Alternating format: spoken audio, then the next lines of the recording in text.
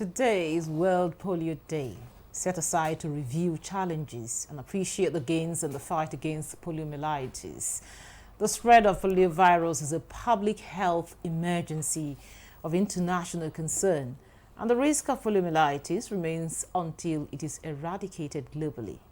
Nigeria has recorded strong gains in the fight against polio by maintaining high immunization coverage, robust surveillance systems, and rapid response mechanisms to any potential outbreaks. Nigeria was declared free of white polio in 2020, but the transmission of the circulating vaccine-derived poliovirus type 2 strain of the paralyzing disease remains a concern in the country. Stakeholders stressed the need to uphold and strengthen polio essential functions, eradicate polio, and secure a healthier polio-free future for all. This is our focus on Nigeria today. Welcome to the program. I am Ikaria Clinton.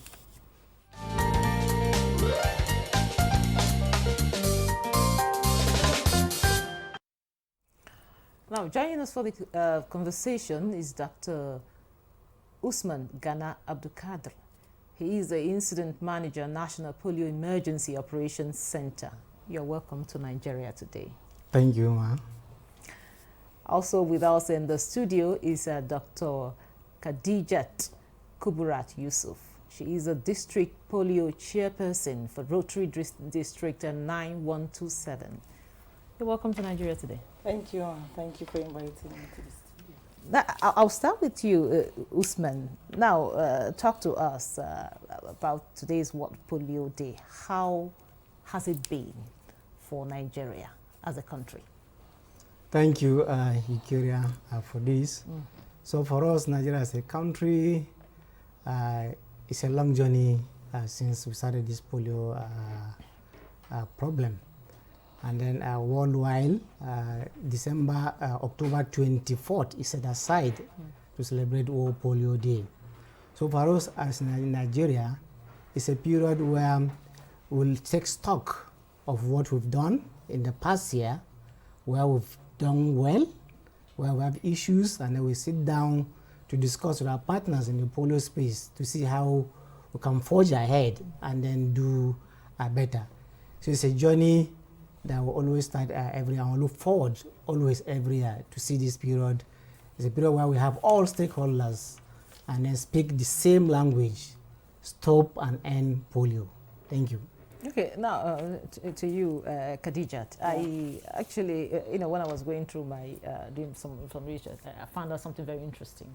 Talking about the Rotary Club, it was, I understood that the World Polio Day was established by the Rotary International. So can you please tell us what the journey has been for you, talking about the Rotary now, Rotary International, what has it been for you, so far? Thank you very much. Before 1988, we used to have like 350 cases, 350,000 cases in 125 countries. That means about 1,000 cases per day of children coming down with polio. You can see that that figure is very alarming. And Rotary International is a non-governmental body that goes out to do humanitarian work. And Rotary decided to pick it up as a flagship project. Let's put our money into getting the vaccine, because it has been proved that 2 drops of the vaccine can drastically reduce the figure of 350,000 cases per year to a it reduced drastically then. And Rotary decided to put in funds into that venture, and there was results. In 1988, WHO now decided to join the Rotary International, and the Global Polio Eradication Initiative was born in addition to the Polio Plus community of Rotary International. Now, still on you, Khadija, before I come back to Usman, this year's theme says a global mission to reach every child. How does this resonate with Nigeria? A global mission to reach every child. We have been declared polio-free in Nigeria, but it is not free until the 2 remaining countries are free. Which is? Afghanistan and Pakistan. So long as people travel in and out of the country, we are still at risk. So we must ensure that we continue to immunize our children. Now back to you, Usman. Like she rightly said, of course, we have eradicated, I think, the white polio, right? Yes, In Nigeria. White But polio then, what then is the circulating variant polio virus type 2? Thank you for this question. This is a burning question, and because people keep asking us, you said you've eradicated polio. Why are you disturbing us with, coming to knock into our doors and then asking us to take vaccines? I recall during COVID, when the COVID first came, after some time, we had a variant of the COVID. So it's the same thing with the polio virus.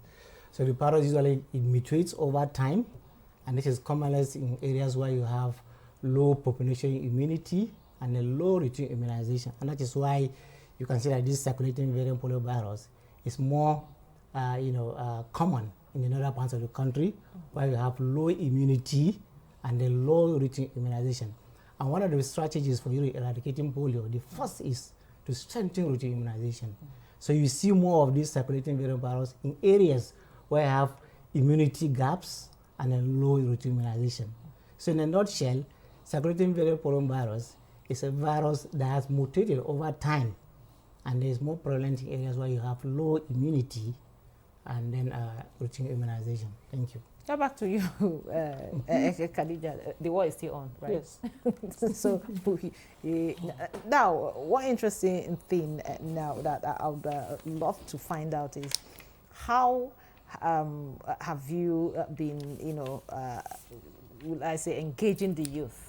Because they are the Gen Zs of today. And how have you been engaging the youth in creating awareness about this polio, virus? Because just like Usman just rightly mentioned, it is still on, as in, still the awareness is still going on. People are still getting the tap on the door to come immunize the children. So what has been the engagement of the youth in all of these?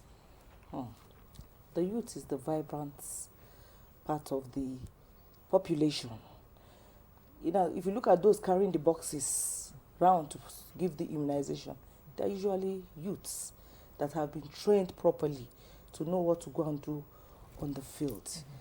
The youths also, youths per se, we are encouraging them to pass the message. When they come for training, we tell them what to look out for, how to get properly dressed before going for immunization, because they are the forefront of going around. They have the strength, they have the energy, they are younger, they can navigate hard to reach areas. So you cannot imagine that youth coming to give your children immunization, not properly dressed, carrying tattered jeans around, carrying clothes with some non-pleasing inscription on it, and not looking welcomed. That is the main thing.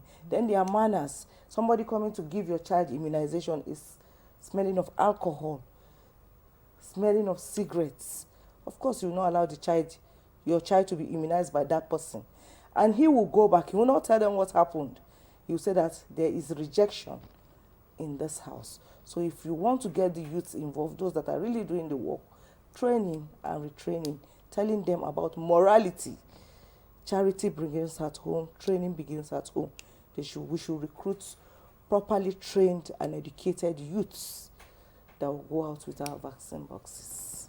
Training and retraining, very, very critical in all of this, she says. Now, talk to us, Usman, about how you are addressing misinformation that is actually, being a kind of a clog in the wheel of progress of vaccination amongst us. Because I heard, in the past, some persons would say, no, don't take the vaccine, it's for this, it's for the other thing, and, trying to discourage people that want to. So how are you addressing these? Thank you very much, Ikeria, for this. So in fact, currently is one of the major problems that is really drawing back in this program. Though there are other issues, but misinformation, and then and especially in this era where we have social media, it has compounded the problem. Before now in the 80s when social media is not as rampant as it is now, the information is less. But now with your Android phone, within a second you can just pass a message and before you know it, it's everywhere. Oh. So this is what is really, and it's one of the things that's really affecting this program. But for us as a country and Nigeria NPACD, what we are doing, we have an advocacy and communication department where we have experts in communication. And then so before we go on for each campaign, we usually talk to people and then all sensitize people on the importance of this vaccine. And if there are information that has been passed out there that is not correct, we make sure that we give them the correct information. We also produce like flyers and banners, in different languages, and in Yoruba, Hausa, depending on the locality where we are going to operate, to ensure that people get the correct messages and then answers. Also have frequently asked questions where you can read about the myths and these myths about polio virus. So this is something that we continue, but I think we need to invest more on it because of the current, social media is not really helping. So we are investing also in social media so that we can be sending things on the media to counter some of this misinformation. Yes, talking about the social media, how are you reaching the people in the hinterland, talking about, the villages, about some of them that are really not, do not have access to some of these social media platforms? Yeah, so in each of the structure is, we have the national level, state level, and LGA levels, and also at the ward level. So at the ward level, for example, at the local level, we have our health educators, okay? So we train them on how to, do interpersonal communication skills and how to address some of these issues. So and then they go to the ward levels, and those ward levels are closer to the settlements, and this same information is passed to the lower level through that same channel. Now, Khadijat, I know he mentioned one of the, major challenges. So what are other challenges that, you've encountered during the course of trying to pass information and, of course, during the immunization and the rest of them? I know you are at the forefront. Thank you very much. Surprisingly, it's the elites now that we're getting rejection from. Why? Number one issue is security. Some people in the highbrow area, especially in this Abuja, if they don't know you, you are not coming close to their compound. No matter what you do, the instruction to the gate man is no visitor comes in. So you now want to record it as rejection. But truly it is not rejection. So when we are recruiting, we should know who we send to where. If you know a particular house where there is such problem, you have to get there with a very high level powered team that will be able to break through that wall and reach the child. Yes, some people now, there was a field activity that I went to. They just wanted something, a plus. When you go out to give them sweets, to give them biscuits, the woman said they've not eaten since yesterday, so she's not taking polio virus vaccine. Madam, what do you want? Give me spaghetti, I'll give you all my children. Do. It's as simple as that. Quickly, we got her spaghetti, and that was all. So some of these rejections are not true rejections. They just want to use it to get something and also to forestall security matter, which is a top concern right now in the country. Okay, now back to you, Usman. That's what did you call it? Spaghetti? Yes. The spaghetti technique. Yes. She was serious. Seemed to be working very well, because I wanted to ask for that question. But when I had the spaghetti, I rest my case. So what other measures have you put, are there in place to, quickly respond to potential polio cases? Okay, so for us, there are a lot of initiatives that we put in place. And then anytime we have an isolate, usually there's a notification telling us we have isolate in a particular area. So what we do, we investigate the case to be sure that it's really through polio, isolate. So once we establish that it is true, we do what we respond immediately. Usually an immediate response within a week or two, we go in and respond to it. And then we also have campaigns that we usually do. Currently, will be going to a campaign, what you call the outbreak response campaigns. So we do that to respond to the viruses. The in between those campaigns, what you call in between run activities, children were not able to reach during the campaigns for various reasons, just like the reasons you talked about. And then, because of hard to reach areas. So during in between run activities, we go in there and try and reach those children. We also have what we call, targeted local response. We go to a particular area after risk analysis. We are thinking that a virus may emerge in that area. We go and then respond even before we, especially sometimes we're also waiting for the results from the polio lab. For example, if you have like what we call PVs in PV2s, like in Sokoto area, in particular area, the result is not yet out from the lab. We are still pending. We go there to respond. So by the time it comes out positive, we've already responded to that, and then that would not be. So these are some of the things we are doing. We're also doing what you call enumerate, identify, enumerate, and vaccinate. But this will mean we go and identify children in high-risk areas. We enumerate them and then vaccinate them. So like we have a digital register now where we can go to a particular house. This we did it in the AIT states by Sokoto, Kebbi, Zamfara, Katsina, and Kano states. We are doing the identify. By identify, we mean we go identify you as an individual. We know you by your name, by age, sex, and then your parents, and then your immunization status. I will make sure we enumerate you digitally so that anytime we come for the next campaign, we have it in our data, and then we'll know, how far you've gone with our immunization. So we're doing this strategy with, vaccine to over 600,000 children during using this IEV, strategy. So these are some of the things we are currently doing to ensure that we really stop this transmission of the. So what is the range? Talking about the age. Okay, the age for this is 0 to 59 months. That is under 5 years. Okay. So these are the children that are under the polio age that we vaccinate. Another question I really want you to tell us answer is that the fact that I know there are some cultural barriers. Some persons feel that this polio thing is not real. It is attack from the village. You understand? So how do you really deal with this? Thank you. That's true. But over the time and several years, we're able to tell people that it is not correct.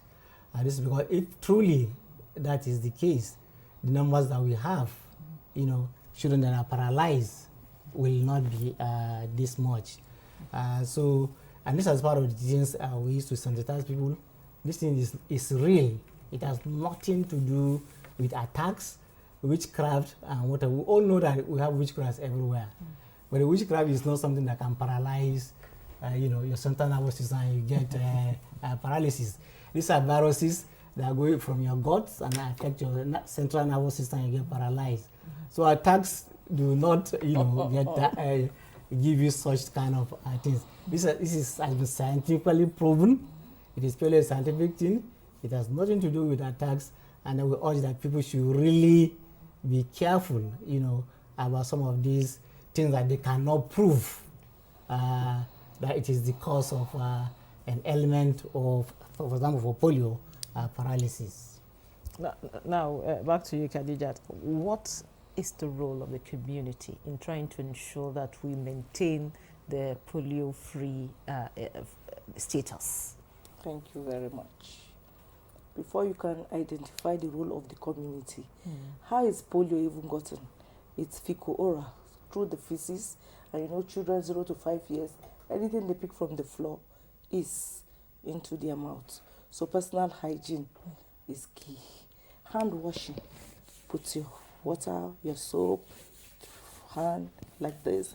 Any opportunity you have, you demonstrate how to wash the hands properly. You can say I'm doing it properly. Any opportunity, naming ceremony in the church, in the mosque, anywhere, gathering of friends, you just joke about it. Let's wash our hands. You'll be surprised. People who don't, as much as it has been widely described and sensitization have gone out, many people still don't know how to wash their hands. So if we maintain personal hygiene, keep our hands clean, whenever you touch a child's poo, you wash your hand. When the child touches the floor, make sure the hygiene there is okay. You are going to reduce part of the causes of having poliovirus. Then two, the main and the most effective one, 2 drops of oral polio vaccine into the mouth of that child does a lot of magic. In Nigeria, IPV is not, it's not that we don't do it, but then OPV is the prevalent one that we do. So what do you mean by IPV and OPV? IPV means injectable polio vaccine and oral polio vaccine. Oral polio vaccine sterilizes the guts, and also by the time they go, this circulating derived variants will be really reduced in our sewage sample if the routine immunization, as he has rightly said, is strengthened. So we should encourage the mothers to go to the health center, and when they get there, the vaccine should be available for the children to have it. Okay, now earlier, Usman, you mentioned that the age bracket is 0 to 59 months. Does it mean that after 5 years, there's no possibility of contracting it again? Thank you very much for asking this question. So the polio is the most common age where you can get this is 0 to 5 years old. But this is not to say that ages outside this bracket cannot get the virus. They can contract the virus, especially if they've not been immunized in the past. Yes, so that is the case. But it is more common in this age group. But any person outside of this age group that has not been immunized and get vaccinated after that, and then gotten primed with the vaccine can also contract polio virus. So which means a child that is over 5 years can also be immunized if the people coming for the immunization comes around? No, I just want to know. Well, no. We are not supposed to do that in principles. But usually the age bracket is 0 to 5 years, which is the commonest age group where you contract this disease. Yes. One other thing I want to really find out is, is there any form of, punishment for any parent that refuses, or that rejects the polio vaccine, and also encourage others not to? Any recommended punishment for them? Well, this is something that's really controversial, and we really have to tread softly on it. I know in Nigeria we have what we call the Child Rights Act. This has been implemented and enacted in several states. We are still having serious challenges.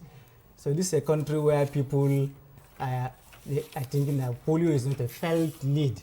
So if you want to use, punishment, and this will not really. We'll lose it all. We'll lose it all. So, before I know, for me, I don't know of any state or as a country a policy where you punish parents for not, sending their children to get immunized. But what I know that is in the Child Rights Act is that immunization is the right of the child. And therefore, parents should see it as such and ensure that their children get vaccinated. That any child is not denied is all right. And that's it for today's episode of Nigeria Today. Very big thank you to Usman Gana Abdul Kadir, Dr. Usman Gana Abdul Kadir. Thank you. He's the Incident Manager, National Polio Emergency Operation Center. Thank you so much for coming. Yeah. And also I had with me Dr. Khadijat Kubrati Yusuf, District Polio Chairperson for Rotary District 9127. Thank you so much for your time and your contribution. Thank you for having us. And thank you for being part of the program. Don't forget, Nigeria Today airs every weekday at 7:30 p.m. on NTA News 24. You can also check out this episode and others on www.youtube.com/NTA News 24 Hub. Once again, thank you for being there. I am your carrier, Clinton. Goodbye. Thank you. Thank you. Oh, my God.